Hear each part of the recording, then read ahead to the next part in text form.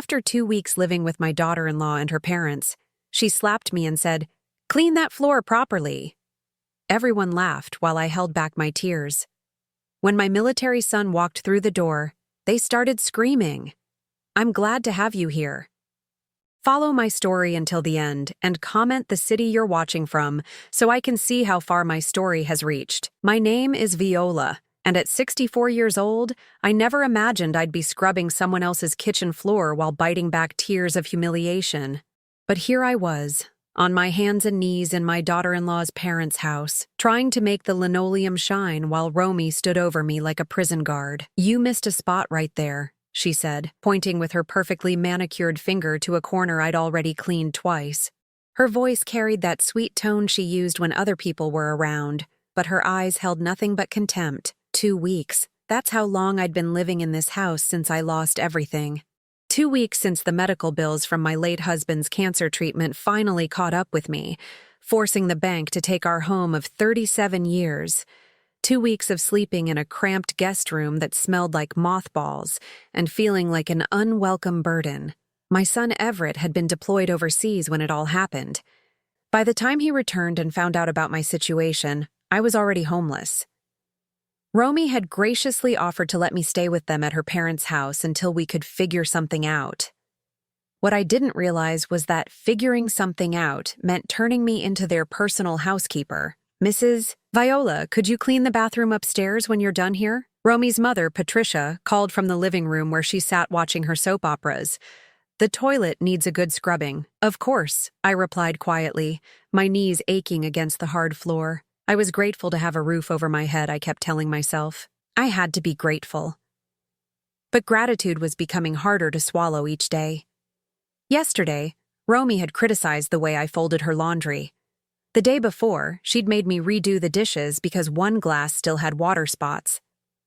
And this morning, she'd handed me a list of chores written in her precise handwriting, as if I were hired help instead of her husband's mother. "You know," Romy said, settling into a kitchen chair and scrolling through her phone while I worked, "whenever it gets back from this training exercise, we really need to discuss your long-term plans." This arrangement was supposed to be temporary. My hand stilled on the mop handle. "I understand. I'm looking into some options." "Good. Because honestly, having an extra person in the house is really stressful for everyone, especially someone who," she paused, making a show of choosing her words carefully, "requires so much assistance." Assistance. As if asking for a place to sleep after losing everything I'd worked for my entire life was some kind of favor I didn't deserve.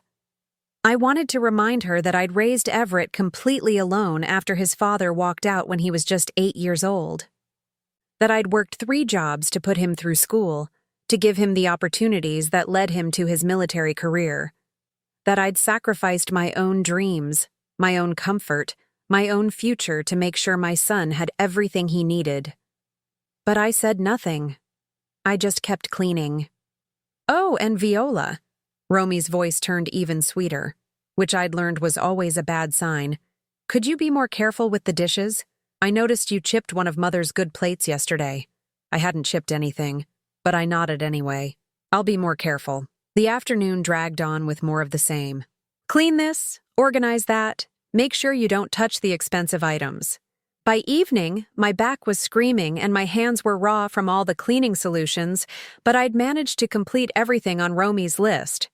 I was just finishing mopping the entryway when I heard voices from the living room. Romy's parents had invited some neighbors over for coffee, and I could hear them laughing about something. Then I caught fragments of their conversation. "Such a burden. Don't know how long we can. Never thought we'd have to deal with." My chest tightened. They were talking about me.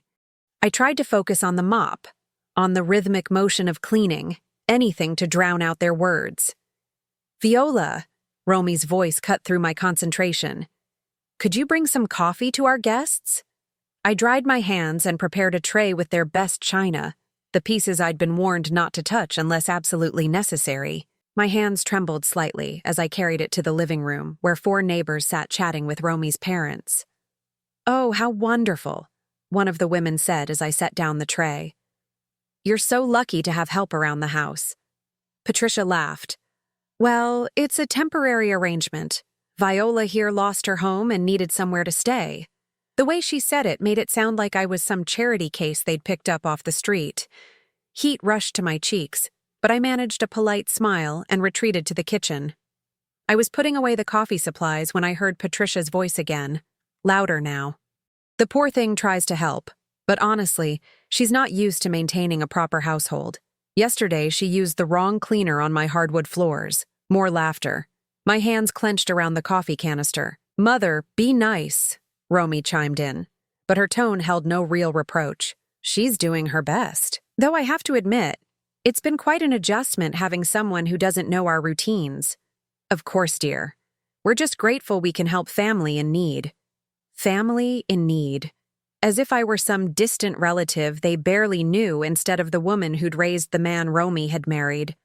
I finished cleaning up and was heading toward the stairs when Romy appeared in the hallway. "Oh, Viola, one more thing. Could you clean this floor again? I just noticed some spots you missed." I looked down at the entryway I'd just finished mopping. It was spotless. "I don't see any—" "Right there," she pointed to an area that looked exactly like the rest of the floor. "And there, and that corner looks streaky." Something in her tone made me look up. There was a glint in her eyes, a satisfied smirk playing at the corners of her mouth. She was enjoying this. "Of course," I said quietly, turning back toward the supply closet. "Actually," Romy's voice stopped me. "Let's make sure you do it right this time." She followed me to the closet and watched as I pulled out the mop and bucket again. My knees protested as I knelt down to wring out the mop, and I had to grip the bucket handle to steady myself as I stood back up. "You know, Viola," Romy said conversationally as I began mopping the same floor for the third time that day, "I really think you need to put more effort into this. A job worth doing is worth doing well, don't you think?" I nodded, focusing on the floor. The voices from the living room had grown louder, more animated. Someone was telling a funny story, and everyone was laughing. I mean, when I was growing up, my mother taught me that if you can't do something properly, you shouldn't do it at all. Romy's voice was getting sharper now, losing its fake sweetness. "Maybe that's why you're in this situation in the first place." The mop froze in my hands. "Excuse me?" "I'm just saying," Romy shrugged, examining her nails. "Maybe if you'd been better at managing your finances or taking care of your home or planning for the future, you wouldn't need to depend on other people now." Each word hit me like a physical blow. The implication that somehow I was responsible for my husband's cancer, for the medical bills that had consumed our savings, for the economy that had made it impossible to keep up with everything. "I did my best," I said quietly. "Did you, though?" Romy tilted her head, studying me like I was an interesting specimen. "Because from where I'm standing, it looks like you made a lot of poor choices that led you here." The laughter from the living room seemed to mock me now. Here I was, a woman who'd worked her entire life, who'd raised a son to be a good man, who'd been married for 40 years to a man I loved with all my heart, being lectured by a woman half my age about poor choices. "You're working too slowly," Romy said suddenly.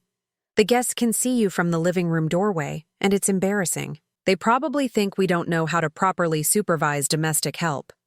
Domestic help. The word stung more than any slap could have. I tried to work faster, but my aging body wasn't cooperating. My knees ached, my back screamed, and my hands were cramping from gripping the mop handle too tightly. "This is ridiculous," Romy muttered, loud enough for me to hear. "You can't even clean a simple floor properly." That's when it happened.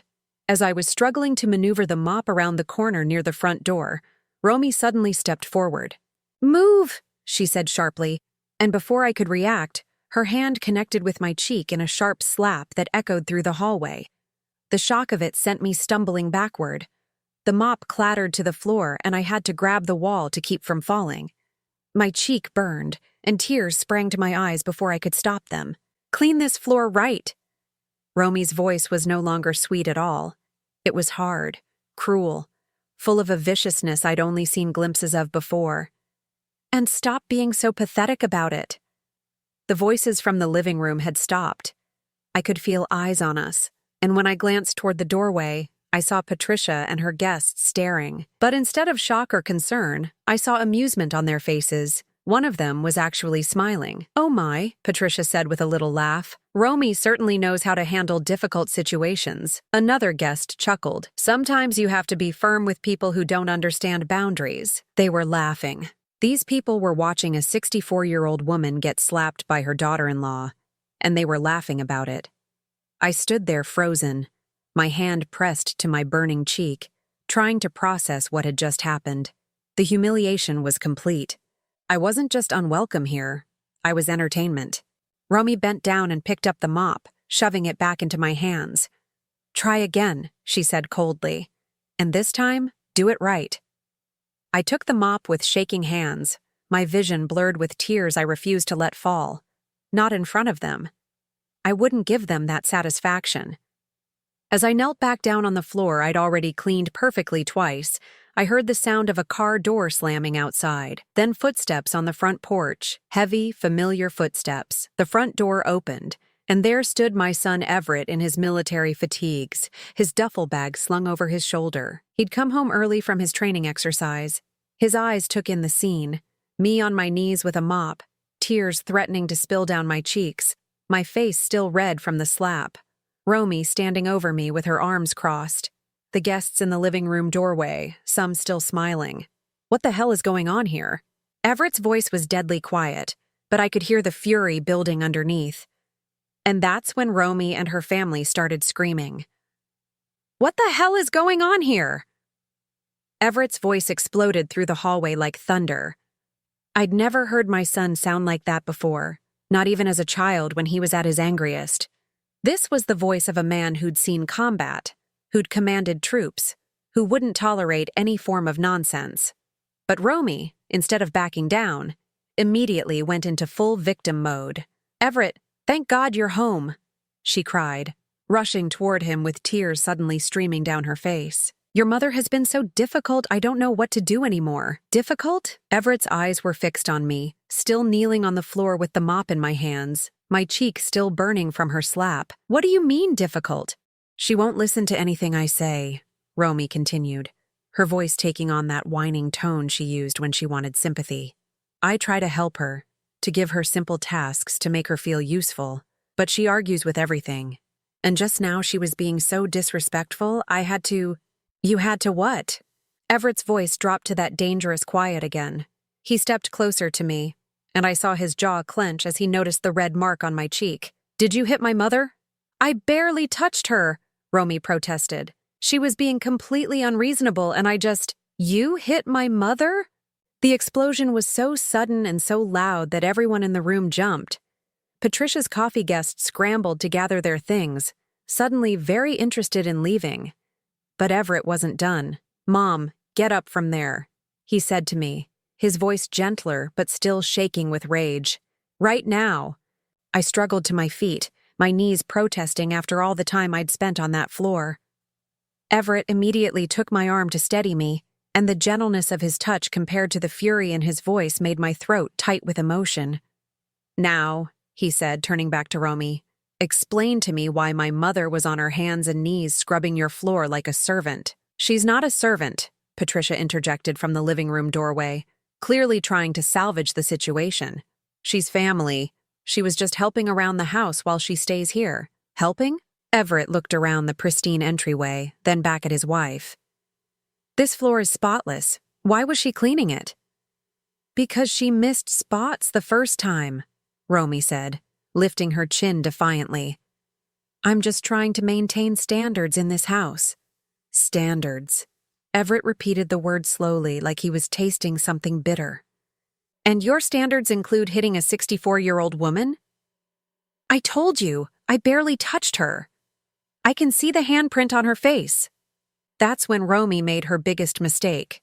Instead of apologizing, instead of showing any remorse at all, she crossed her arms and said, "Well, maybe if she'd do things right the first time, I wouldn't have to correct her." The silence that followed was deafening. Even Patricia's remaining guests seemed to sense that something terrible was about to happen. "Correct her?" Everett's voice was so quiet now that everyone had to strain to hear it. "Did you just say you needed to correct my mother?" "Everett, honey, you don't understand how challenging this has been." "No, you don't understand." He stepped closer to Romy, and for the first time since I'd known her, I saw real fear in her eyes. This woman raised me completely alone after my father walked out on us when I was 8 years old. Do you know what she did to support us? Romy didn't answer, but her face was starting to pale. She worked 3 jobs, Everett continued, his voice getting stronger with each word. 3 jobs, Romy. She cleaned office buildings at night, worked in a factory during the day, and took in laundry on weekends. Also, I could have food on the table and clothes on my back. Everett, please, I started to say, but he held up a hand. No, Mom, she needs to hear this. He turned back to Romy. Do you know why she worked in that factory? Because it paid 50 cents more per hour than the other jobs she could get. Do you know what happened in that factory? I felt my chest tighten. I'd never told Everett the full story about my accident. She lost 3 fingers in a machine accident when I was 15, Everett said, his voice cracking slightly. 3 fingers. Because the safety equipment was broken, and she was too afraid to complain about it because she needed that job to pay for my school clothes. Romy's eyes widened. She'd never known about my accident, about the fingers I'd lost. I'd always worn gloves or kept my hands positioned so she wouldn't notice. And did she ever complain? Everett continued. Did she ever make me feel guilty about the sacrifices she was making? No. She told me the bandages were from a cooking accident and went right back to work the next week. Tears were streaming down my face now, but I couldn't stop them. I'd never heard Everett talk about our early years like this, with such clarity about what I'd gone through. She put me through school, he continued. She saved every penny so I could go to college, so I could join the military as an officer instead of enlisted. She gave up dating, gave up any chance at her own happiness because she was focused on giving me the best life she could. I didn't know, Romy started, but Everett cut her off. You didn't know because you never bothered to ask. You never bothered to learn anything about the woman who made me the man you claim to love. Patricia finally found her voice. Everett, dear, I think you're overreacting. Romy was just trying to… Trying to what? He wheeled around to face his mother-in-law. Trying to humiliate my mother? Trying to turn her into your personal cleaning lady? Trying to make her feel worthless? Now see here, young man. Patricia's husband finally spoke up. You can't come into our house and… Your house? Everett's laugh was harsh and bitter. This is where you've been keeping my mother for 2 weeks, making her sleep in your basement and treating her like hired help. The guest room isn't in the basement, Patricia protested weakly. Show me, Everett said flatly. There was an uncomfortable silence. Then Patricia reluctantly led us down a narrow staircase to what was essentially a storage room with a cot shoved in the corner. The ceiling was so low that Everett had to duck his head. There was no window, no proper ventilation, and the smell of mildew was overwhelming. You've been making my mother sleep down here? Everett's voice was barely controlled. It's perfectly adequate, Patricia said defensively. She said she was grateful for any space we could provide. Everett turned to look at me, and I saw something break in his expression. Mom, why didn't you tell me? You were away for training, I said quietly. I didn't want to bother you with… Bother me? He ran his hands through his hair. Mom, you're never a bother. You're my mother. You're the most important person in my life. Behind us, Romy made a small sound of protest. That's right, Everett said, turning to face her. More important than you. More important than anyone. This woman sacrificed everything for me, and you've been treating her like garbage. I was just trying to help her feel useful, Romy said, but her voice was getting smaller. By making her scrub floors on her hands and knees? By slapping her in front of your parents' friends? By humiliating her? It wasn't like that. It was exactly like that. Everett exploded again. I saw it. I walked in and saw my mother on her knees, crying, with your handprint on her face, while a room full of people laughed at her. The truth of it hung in the air like a physical weight. No one could deny what he'd seen. And you know what the worst part is? Everett continued, his voice dropping to that dangerous quiet again. She was grateful. Even after everything you've put her through, she was grateful for a roof over her head. Because that's who she is. That's who you married into, Romy. A family where we take care of each other, where we respect each other, where we would rather die than see each other suffer. He paused, looking around at all of them. But that's not who you are, is it? Romy's face crumpled. Everett, please, I love you. I love our family. I was just stressed with having an extra person in the house and… An extra person? Everett stared at her in disbelief. That extra person is my mother. She's not some stranger we picked up off the street. She's the woman who made me who I am. I know that, No, you don't know that. No. If you knew that, really knew it, you never would have treated her this way. He turned to me then, his expression softening. Mom, get your things. We're leaving. Everett, where will we go? I asked. I don't care if we have to sleep in my car, he said firmly. We're not staying here another minute. You can't just leave, Romy cried. We're married. We're supposed to work through problems together. Everett looked at her for a long moment. Some problems can't be worked through, Romy. Some things are unforgivable. The weight of those words settled over the room like a burial shroud. And as I looked at my daughter-in-law's face, I realized that everything was about to change. But for the first time in 2 weeks, I wasn't afraid of what came next. The silence in that cramped basement room stretched on until I thought it might suffocate us all. Everett stood there, his chest rising and falling with barely controlled rage, while Romy looked like she was watching her entire world crumble around her. Everett, please, she whispered, reaching for his arm. Can we just talk about this privately? He pulled away from her touch like she'd burned him. Privately, like how you privately decided to abuse my mother for 2 weeks while I was gone. I wasn't abusing her. Then what would you call it? His voice was ice cold. Making her sleep in a basement? Forcing her to clean floors she'd already cleaned? Slapping her in front of your parents' friends? Romy's face flushed red. She wasn't doing things properly. Someone had to… Had to what? Teach her? Correct her? Everett shook his head in disgust. My mother raised me by herself, worked multiple jobs, kept a household running for decades. You think she doesn't know how to clean a floor? That's when Patricia made another terrible mistake. Well, honestly, Everett, people from different backgrounds sometimes have different standards of… Different backgrounds? Everett turned on his mother-in-law with such fury that she actually took a step backward. What exactly are you implying about my mother's background? Patricia stammered, realizing too late that she'd stepped into dangerous territory. I just meant that perhaps she's not used to maintaining a home of this caliber. The word caliber hung in the air like a slap. I felt my cheeks burn with fresh humiliation. But Everett's reaction was volcanic. Caliber? He repeated slowly. You mean because we were poor? Because my mother couldn't afford to live in a house like this? Now, Everett, Patricia's husband tried to interject. Let's all calm down and… No? Everett's voice cut through the basement like a blade. Let's not calm down. Let's talk about caliber. My mother's house might not have been as big as this one, but it was clean. It was warm. It was filled with love. Can you say the same about this place? He gestured around the basement room where they'd been keeping me. You put a 64-year-old woman in a basement that smells like mildew and call it hospitality. You make her work like a servant and call it helping out. You humiliate her in front of guests and call it maintaining standards. And you think you're better than us because you have more money. Everett, you're being unfair, Romy said, but there was desperation creeping into her voice now. My parents opened their home to your mother when she had nowhere else to go. After lying to me about her situation for months, the accusation hit the room like a thunderbolt. I looked at Everett in confusion. What do you mean lying? Everett's jaw clenched. Mom, when did you lose the house? 3 months ago, I said quietly.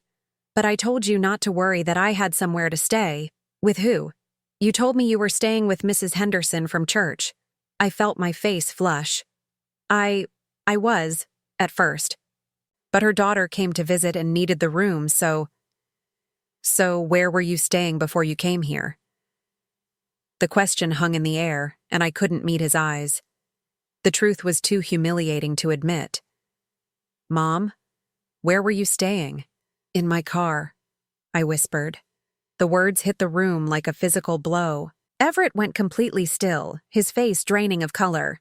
You were sleeping in your car? His voice was barely audible.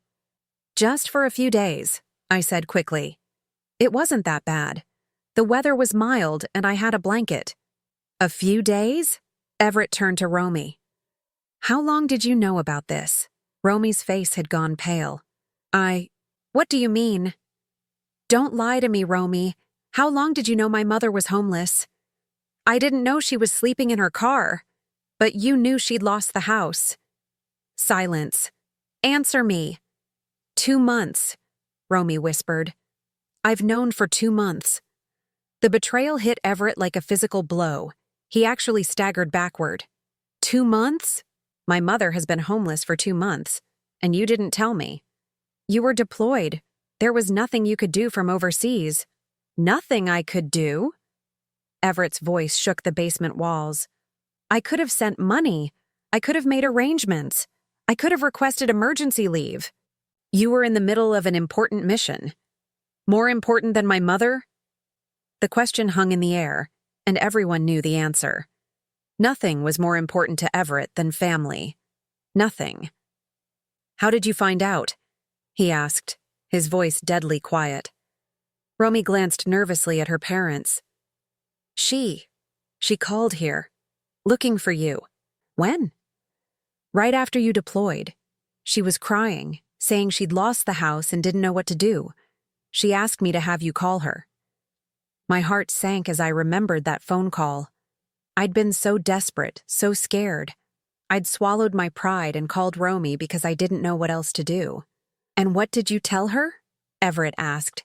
I told her you were busy and couldn't be disturbed. And then, Romy looked like she wanted to disappear. She kept calling, every few days, always crying, always asking for you. For 2 months, my mother called you asking for help, and you never told me. I handled it. I told her she could come stay here when you got back. You handled it? Everett stared at her in disbelief. By letting her sleep in her car for 2 months while you handled it? That's when the full scope of Romy's deception became clear. She hadn't just hidden my situation from Everett. She'd actively prevented him from finding out, even when she knew I was desperate and alone.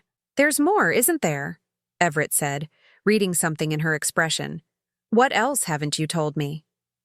Romy's silence was answer enough. What else, Romy? She asked about borrowing money. Just a little, to help with a deposit on a small apartment. And I told her we couldn't afford it. Everett laughed, but there was no humor in it. Couldn't afford it? I have $30,000 in savings. Money I've been putting aside for our future. That money is for us, for our house, our family. My mother is my family. The words echoed through the basement, final and absolute. And in that moment, I saw Romy realize that she'd lost. She'd gambled on Everett choosing her over me, and she'd lost everything. You let my mother sleep in her car, Everett said slowly, for 2 months. While I had money sitting in the bank that could have helped her, you intercepted her calls for help. You lied to me about her situation. And then, when you finally, graciously allowed her to come here, you treated her like a servant. He paused, looking around at all of them. And you thought I'd never find out? We were going to tell you, Patricia said weakly. Once you were settled back home. You were going to tell me that you'd been abusing my mother? We weren't abusing her. Then what would you call making her sleep in a basement and slapping her for not cleaning properly? No one had an answer for that. Everett turned to me, his expression soft with pain and guilt. Mom, I'm so sorry. I should have checked on you more. I should have called you directly instead of going through Romy. You were serving your country, I said quietly. I didn't want to be a distraction. You're never a distraction. You're my mother. He took my hands in his, and I saw him notice my missing fingers for the first time in years. His jaw tightened. I failed you. No, you didn't. Yes, I did. I trusted someone who didn't deserve it. I let someone hurt you because I was too blind to see who she really was. He turned back to Romy, and the look in his eyes was colder than I'd ever seen it. Pack your things, he said quietly. What? Pack your things. We're done. Romy's face crumpled. Everett, no, you can't mean that. We're married. People have fights. They work through them. This isn't a fight, Romy. This is you showing me exactly who you are. And I don't like what I see. I can change. I can be better. You had 2 months to be better. 2 months while my mother was homeless and desperate, calling you for help. And instead of being better, you chose to be cruel. He started walking toward the basement stairs. Come on, Mom. Let's get your things. Everett, wait! Romy grabbed his arm. You're making a mistake. Your mother is manipulating you. She's making you choose between us. Everett stopped and turned back to her. No, Romy, I'm not choosing between you and my mother. I'm choosing between right and wrong. And you're wrong. As we climbed those basement stairs together, I heard Romy start to cry behind us. Real tears this time. Not the fake ones she'd used to manipulate situations. But it was too late for tears. Some things, once broken, can never be fixed. And my son's trust in his wife was one of them. The car ride to Everett's apartment was quiet except for the sound of Romy's sobs echoing from the house we'd left behind. My son's hands gripped the steering wheel so tightly his knuckles were white, and I could see the muscle in his jaw twitching with barely contained emotion. I should have known, he said finally, breaking the silence. I should have seen what kind of person she was. Everett, you couldn't have known? Yes, I could have. His voice was thick with guilt. There were signs, Mom. Little things. The way she talked about people who had less money than us. The way she treated waiters and store clerks. I told myself it was just her being particular about standards, but it wasn't. It was her showing me exactly who she was, and I chose not to see it. I wanted to comfort him, but I knew he needed to work through this pain in his own way. We drove through the familiar streets of town, and I found myself looking at everything with new eyes. These were places where I'd lived my entire adult life, where I'd raised my son, where I'd built a life with his father before everything fell apart. I'm not going back to her, Everett said suddenly. Son, you don't have to make any permanent decisions right now. You're upset, and rightfully so, but no, Mom. He pulled into the parking lot of his apartment complex and turned to look at me. This isn't something I'm going to get over or work through. What she did to you, the way she treated you, the lies she told, that's not something you come back from. I studied his face, seeing my own stubborn determination reflected there. Marriage is hard work, Everett. People make mistakes. This wasn't a mistake. A mistake is forgetting to call you back or accidentally hurting your feelings. This was deliberate cruelty. She made a choice to let you suffer, and she made that choice every single day for 2 months. He was right, of course, but I'd spent so many years making excuses for other people's behavior, trying to see the good in everyone, that it was hard to accept that some people simply didn't deserve the benefit of the doubt. What about your life together? Your plans? Everett was quiet for a moment. What life? What plans? I thought I was building something with someone who shared my values, who understood what family meant. But I was wrong. Romy doesn't understand family. She doesn't understand loyalty or sacrifice or putting other people before yourself. We sat in the car for a few more minutes, both of us lost in our own thoughts. Finally, Everett got out and came around to help me with my single suitcase, the only possessions I had left in the world. His apartment was small but comfortable, decorated with the sparse functionality of a military man who'd spent years living out of barracks. There was a couch, a television, a small dining table, and not much else. But it felt warmer and more welcoming than that basement room had ever been. You can take the bedroom, Everett said, setting my suitcase down. I'll sleep on the couch. Absolutely not. I won't put you out of your own bed. Mom, no arguments. I've been sleeping on a cot in a basement for 2 weeks. Your couch will feel like a luxury hotel. He smiled at that. The first real smile I'd seen from him since he'd walked into that house and found me on my knees. Okay, but just temporarily. We'll figure out something better. That night, as I lay on his couch listening to him move around in the bedroom, I found myself thinking about the future for the first time in months. Since losing the house, I'd been so focused on just surviving each day that I hadn't allowed myself to think about what came next. But now, surrounded by my son's quiet strength and unconditional love, I began to imagine possibilities again. The next morning, Everett made coffee and toast, and we sat at his small table like we used to when he was young, and it was just the two of us against the world. I've been thinking, he said, about what we should do next. We? Yes, we. You're not going through this alone anymore, Mom.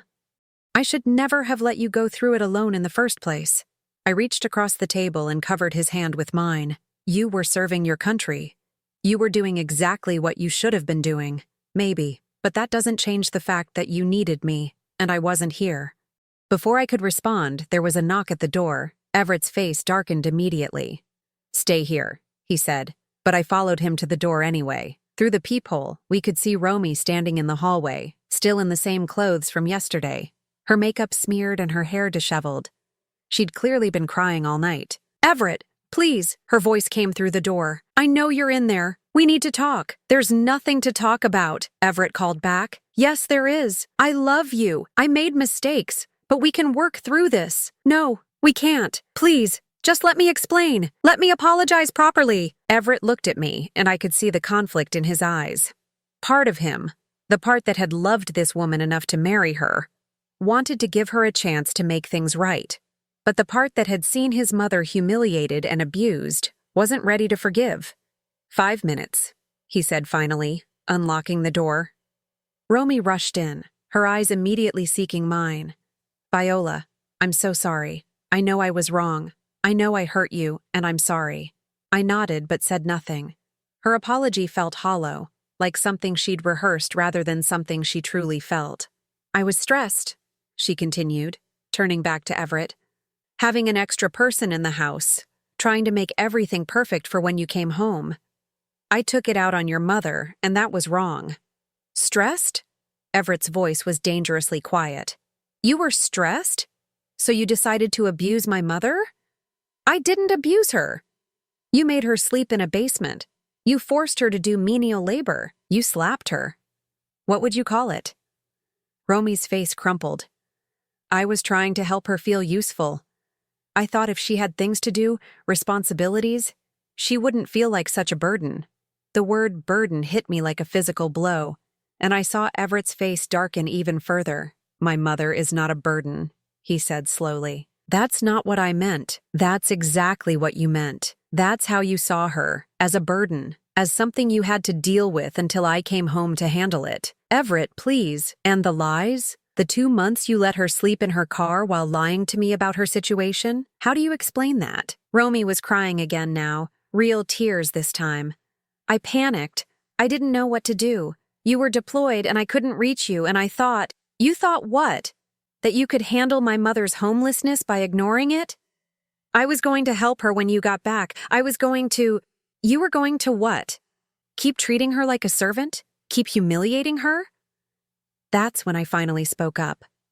"Romy," I said quietly, and both of them turned to look at me. "Do you remember what you said to me yesterday? Right before you slapped me?"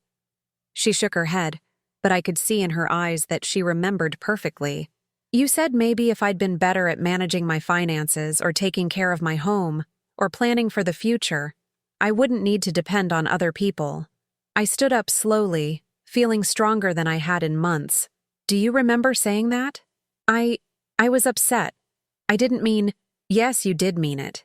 That's what you really think of me. That's what you've always thought of me, that I'm some kind of failure who brought my problems on myself. That's not true. It is true, and that's why this can't be fixed with apologies and promises to do better." I looked at Everett, then back at Romy. "Some things can't be taken back. Some words can't be unspoken. But I love him," Romy cried, reaching for Everett.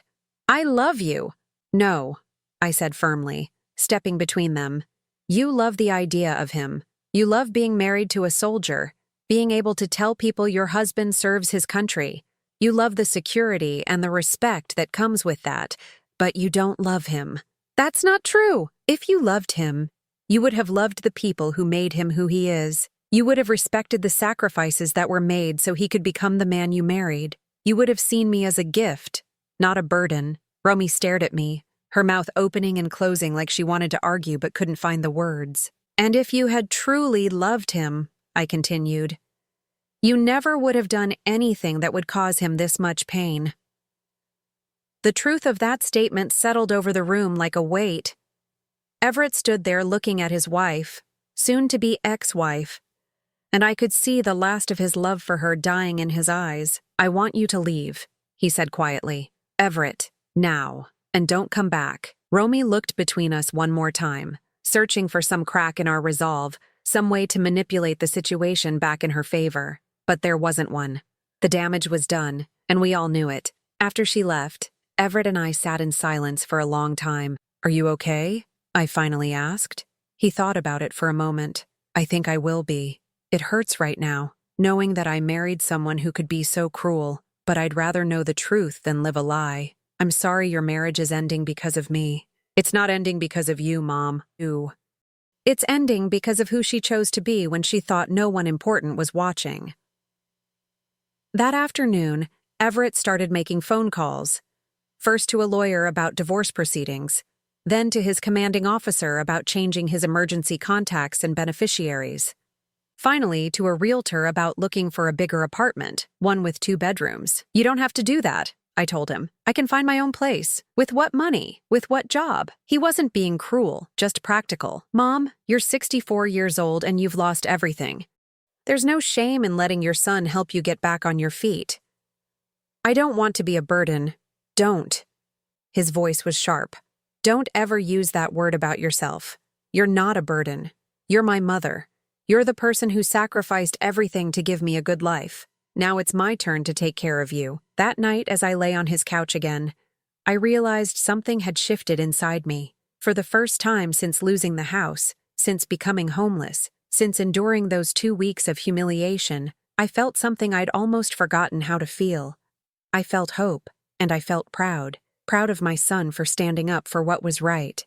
Proud of myself for finally speaking the truth instead of just accepting whatever scraps of dignity people were willing to throw my way. Tomorrow would bring new challenges, new decisions to make, but tonight, I was safe, I was loved, and I was no longer alone. That was enough, more than enough. It was everything. 3 weeks after leaving Romy's parents' house, Everett and I had settled into a routine that felt surprisingly natural. He would leave for base early in the morning, and I would spend my days job hunting, apartment searching, and slowly rebuilding the confidence that had been systematically destroyed during those 2 weeks of humiliation. The divorce papers had been filed, and Romy had been surprisingly quiet since that final confrontation in Everett's apartment. I'd expected more drama, more attempts to win him back, but there had been nothing. It was as if she'd simply vanished from our lives. I heard through a friend that she moved back in with her parents, Everett told me one evening as we sat eating dinner at his small table. Apparently, she's telling everyone that I chose my mother over her. Well, I said, setting down my fork, that's not entirely untrue. It's completely untrue. His voice was firm. I didn't choose you over her. I chose right over wrong. I chose treating people with dignity over treating them like garbage. She just happened to be on the wrong side of that choice. That same week, I got a call that changed everything. Mrs. Harrington? The voice on the phone was warm and professional. This is Margaret Chen from the Riverside Community Library. I understand you're looking for employment? I gripped the phone tighter. Yes, I am. Your son gave us your name. He mentioned that you have experience in bookkeeping and administration. Everett had been working his network, quietly reaching out to people he knew who might have opportunities for someone my age. The library was looking for someone to work part-time, managing their volunteer programs and helping with administrative duties. I'd love to come in for an interview, I said, trying to keep the excitement out of my voice. The interview was scheduled for the following Tuesday. I spent the weekend preparing, researching the library, thinking about how my decades of work experience might translate to this new opportunity. For the first time in months, I felt like I had something to look forward to. Monday night, as I was pressing my best interview outfit, a navy blue dress I'd managed to save from the house, there was a knock at the door. Everett answered it, and I heard a familiar voice that made my blood run cold. I need to talk to Viola. Romy. I came out of the bedroom to find her standing in the doorway, looking smaller somehow than she had 3 weeks ago. Her designer clothes were wrinkled, her usual perfect makeup was smeared, and there were dark circles under her eyes. What do you want? Everett's voice was cold. Please, she said, looking directly at me. Just 5 minutes. I need to say something. Against my better judgment, I nodded. 5 minutes. She stepped inside, and I could smell alcohol on her breath. Not drunk, but definitely drinking. I've been thinking, she began, about what happened, about what you said. I waited, saying nothing. You were right. she continued, her voice barely above a whisper. About me not really loving Everett. About me loving the idea of being married to him more than loving him. Everett started to speak, but I held up a hand to stop him. I wanted the perfect military wife life, Romy continued. The respect, the admiration, the security. I wanted to be able to tell people at parties that my husband was a hero, that we were this perfect American family. She paused, wiping her nose with the back of her hand. But I didn't want the reality of it. I didn't want to deal with deployments and worry and the kind of man who would put his mother before his wife. I thought if I could just manage the inconvenient parts, hide them or fix them, I could have the perfect life I wanted. So you decided to manage me, I said quietly. Yes. The admission came out like a sob. I thought if I could just control the situation, make you smaller, less important, less noticeable, then everything would be perfect when Everett came home. By humiliating me, by making me feel worthless. I told myself you were being dramatic, that you were fine, that you were just difficult. She looked up at me with tears streaming down her face. But you weren't difficult. You were grieving and scared and desperate, and I made it worse because it was inconvenient for me. The honesty of it was brutal. Part of me wanted to comfort her, to tell her it was okay, that we all make mistakes, but the larger part of me, the part that had learned to value my own dignity, remained silent. I don't expect forgiveness, she said. I don't deserve it. I just wanted you to know that I understand now what I did, what I am. She turned to Everett then. And I wanted you to know that you're better off without me. Your mother raised a good man, a man with real values and real love. I would have destroyed that eventually. With that, she turned and walked out, leaving us both staring after her. That was unexpected, Everett said finally. Yes, it was. Does it change anything for you? I thought about it for a moment. It helps to know that she understands what she did. But no, it doesn't change anything. Some damage can't be undone, even with understanding. The next morning, I walked into the Riverside Community Library for my interview feeling more confident than I had in months. Margaret Chen was a woman about my own age, with kind eyes and a firm handshake. Tell me about yourself, Mrs. Harrington, she said as we settled into her office. I found myself talking not just about my work experience, but about my life. About raising Everett alone, about the jobs I'd worked, the challenges I'd faced, the recent losses I'd endured. Instead of feeling ashamed of my circumstances, I felt proud of my resilience. You've certainly faced your share of difficulties, Margaret said when I finished. How do you think those experiences would help you in this position? I think, I said slowly, that when you've had to rebuild your life from nothing, you understand how important places like this library are, how important it is for people to have somewhere they can go to better themselves, to find resources, to feel valued and respected regardless of their circumstances. Margaret smiled. When can you start? I walked out of that library with a job, a purpose, and something I'd thought I'd lost forever, a sense of my own worth. That evening, Everett and I celebrated with dinner at a small restaurant downtown. As we sat across from each other, I looked at my son, this good, strong man I'd raised, and felt a deep sense of pride. You know, I said, I think I owe Romy a thank you. Everett nearly choked on his water. What? If she hadn't shown me exactly how far I'd fallen, how little I'd been valuing myself, I might never have found the strength to stand back up. Mom, you've always been strong. No, I haven't. I've been surviving, which isn't the same thing. For months after your father died, after I lost the house, I just accepted whatever scraps of dignity people were willing to give me. I was so grateful for any kindness that I forgot I deserved to be treated well. I paused, thinking about those 2 weeks in that basement room, about the humiliation I'd endured, but when I saw the look on your face that day, when you walked in and saw me on my knees with a handprint on my cheek, I remembered something I'd forgotten. What's that? That I raised you to be better than that, to stand up for what's right, to protect people who can't protect themselves, to value character over convenience. And if I raised you to be that kind of man, then I must be that kind of woman. Everett reached across the table and took my hand. You are, Mom. You always have been. 2 months later, I was settled into my new job and loving every minute of it. The library had become my sanctuary, a place where I was valued for my experience and treated with the respect I'd forgotten I deserved. I'd also found something unexpected: friendship. The other volunteers were a mix of retirees and younger people, all united by a love of books and learning. For the first time in years, I had a social circle that had nothing to do with my role as someone's mother or wife. One afternoon, as I was organizing a display of new acquisitions, a man approached the desk. "Excuse me," he said. "I'm looking for information about your volunteer literacy program." I looked up to see a distinguished gentleman about my age, with silver hair and kind eyes behind wire-rimmed glasses. "I'm Robert," he said, extending his hand. "I just retired from teaching high school English, and I'm hoping to stay busy." "I'm Viola," I replied, shaking his hand.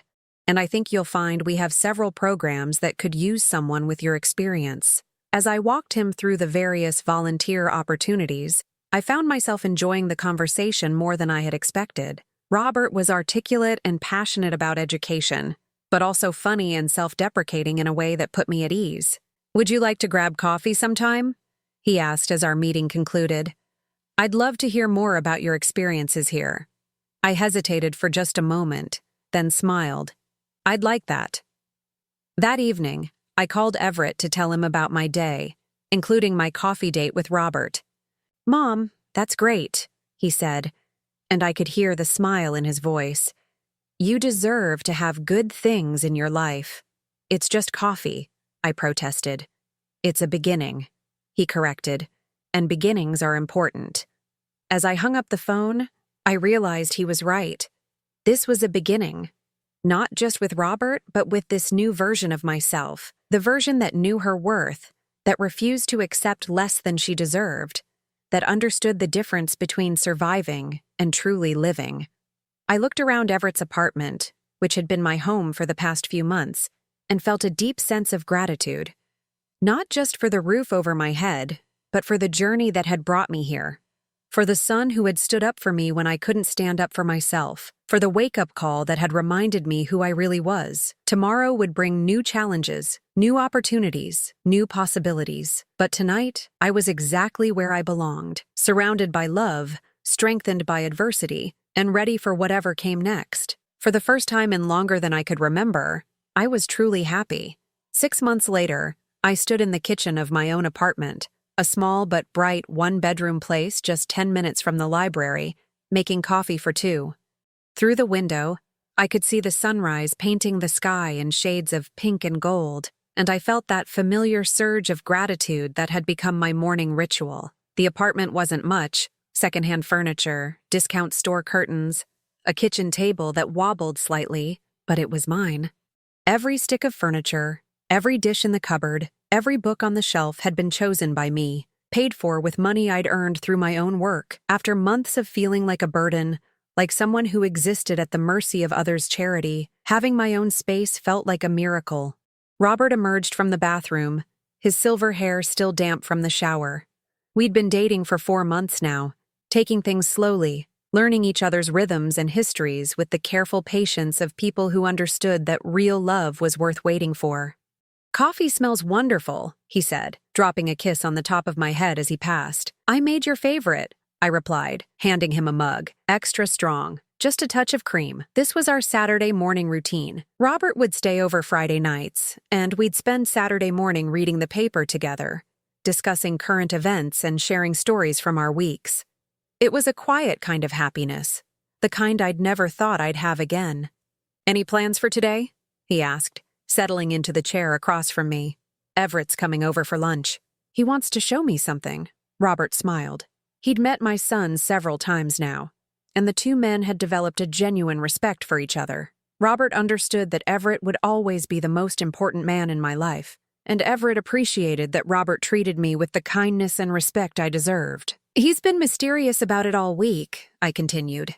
"Just keeps saying he has something to show me." An hour later, Robert headed home to tend to his garden, and I spent the morning cleaning and preparing lunch for Everett's visit. As I worked, I found myself thinking about how much had changed in the past year. The library job had been a lifesaver in more ways than one. Not only had it given me financial independence, but it had restored my sense of purpose. I loved helping people find the resources they needed, Whether it was a job seeker looking for career guidance or an elderly patron learning to use a computer, every day reminded me that I had value, that my experience and wisdom were assets rather than burdens. I'd also discovered that I was braver than I'd ever imagined. Last month, when a patron had become verbally abusive toward one of the younger volunteers, I'd stepped in without hesitation, calmly but firmly escorting the man out and making it clear that disrespectful behavior wouldn't be tolerated. The old Viola, the one who had accepted Romy's abuse because she was grateful for a roof over her head, would never have done that. Everett arrived at noon, carrying a manila folder and wearing the kind of smile that meant he was up to something. "What's in the folder?" I asked, hugging him tight. "Patience, Mom. Lunch first, then surprises." Over grilled cheese sandwiches and tomato soup, his favorite meal since childhood, we caught up on his week. The divorce from Romy had been finalized 3 months ago, and while I knew he was still healing from the betrayal, he seemed lighter these days. More like the young man I'd raised than the conflicted husband he'd become. "Have you heard from her at all?" I asked carefully. We rarely talked about Romy anymore, but sometimes I wondered. Not directly, but I heard she moved to California, got a job with some tech company. He paused, considering. "I hope she finds whatever it is she's really looking for." I was proud of him for that. It would have been easy to hold on to anger, to wish bad things for someone who had caused so much pain. But Everett had chosen to let go of the bitterness, to focus on building something better rather than dwelling on what had been destroyed. "Now," he said, finishing his sandwich.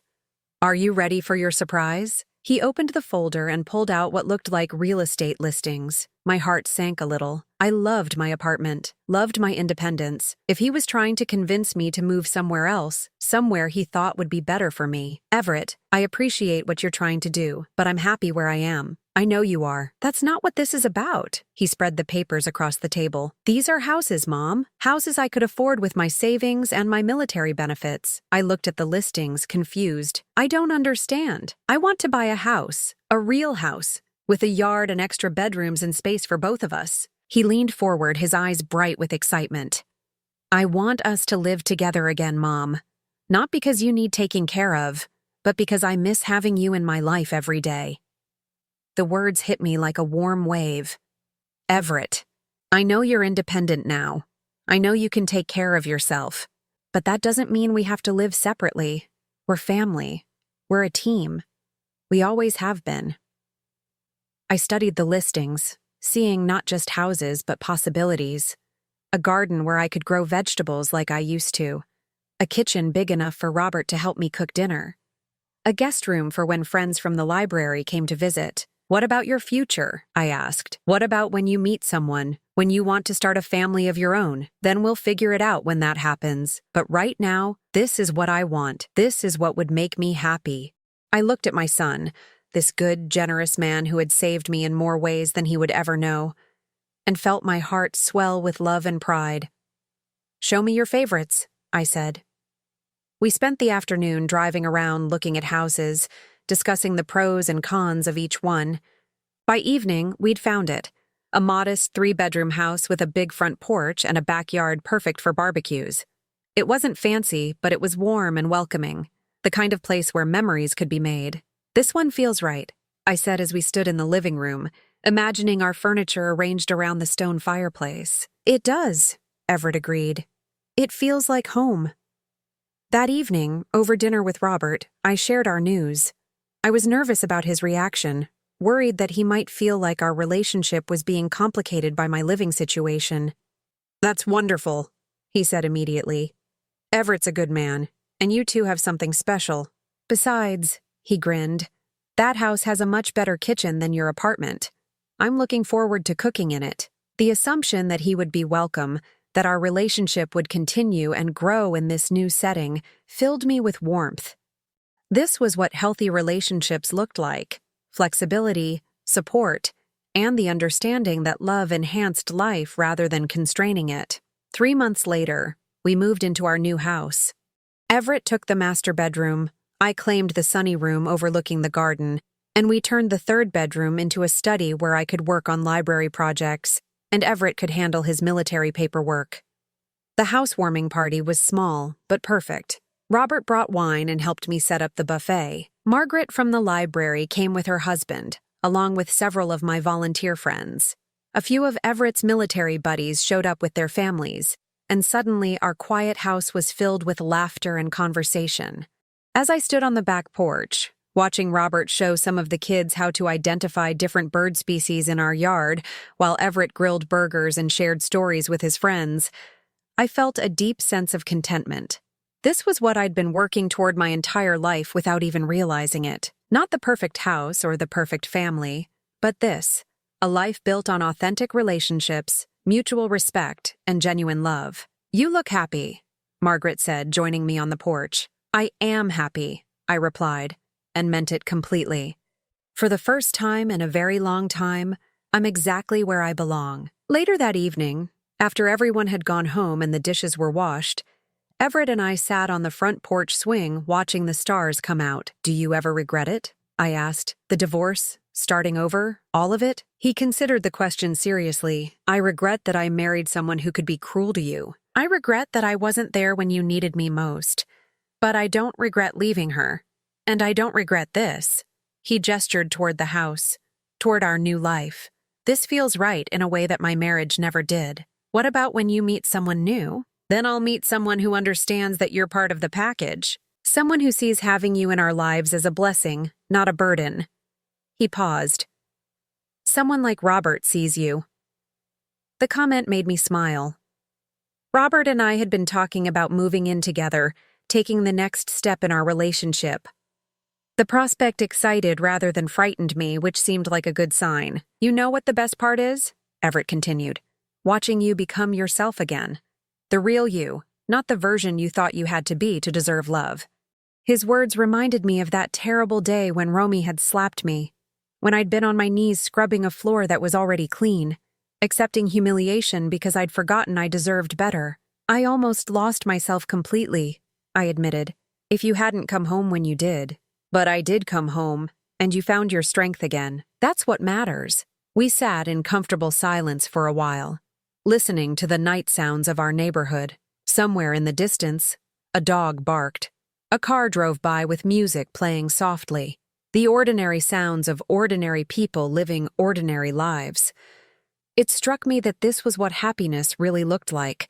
Not grand gestures or dramatic moments, but quiet evenings on front porches with people who loved you, kitchen tables where you felt safe to be yourself, work that gave you purpose, relationships built on respect rather than need. "I love you, son," I said quietly. "I love you too, Mom, always." 6 months later, Robert and I were married in a small ceremony in our backyard. Everett walked me down the makeshift aisle, and Margaret from the library served as my maid of honor. It wasn't the wedding of a young woman's dreams, but it was perfect for who I was now. A woman who had learned the difference between love and need, between partnership and dependence. As Robert and I exchanged vows under the oak tree in our backyard, surrounded by the people who had become our chosen family, I thought about the journey that had brought me here. The loss, the humiliation, the dark period when I'd forgotten my own worth. But also the awakening, the rediscovery of my strength, the slow rebuilding of a life based on dignity rather than desperation. "I promise," I said, looking into Robert's kind eyes, "to love you not because I need you, but because I choose you. Every day, I choose you." "And I promise," he replied, "to love the strong, independent woman you are, not some version of you that needs fixing or saving." That evening, as we cleaned up from the reception, I found myself alone in the kitchen for a moment. Through the window, I could see Everett and Robert setting up a fire in the backyard fire pit, laughing about something. The sight filled me with a contentment so complete it almost took my breath away. I thought about Romy sometimes, wondered if she'd found whatever it was she'd been searching for. I hoped she had learned, as I had, that real happiness couldn't be built on other people's diminishment, that love wasn't about control or manipulation, but about seeing and celebrating the best in each other. But mostly, I thought about gratitude. Gratitude for the son who had stood up for me when I couldn't stand up for myself. For the second chance at love that I'd never expected. For the work that gave my days meaning. for the community that had embraced me exactly as I was. I'd lost a house, but I'd found a home. I'd lost a sense of security, but I'd gained something more valuable, the knowledge that I could survive anything, could rebuild from nothing, could create a life worth living no matter what circumstances tried to define me. At 65 years old, I was finally exactly who I was meant to be. And that, I realized, was worth everything I'd had to endure to get here. The future stretched ahead of us, full of possibilities I couldn't yet imagine. But whatever came next, I would face it with dignity, with love, and with the unshakable knowledge that I deserved all the happiness I could create. And that was enough. More than enough. It was everything. Now I'm curious about you who listened to my story. What would you do if you were in my place? Have you ever been through something similar? Comment below. And meanwhile, I'm leaving on the final screen 2 other stories that are channel favorites, and they will definitely surprise you. Thank you for watching until here.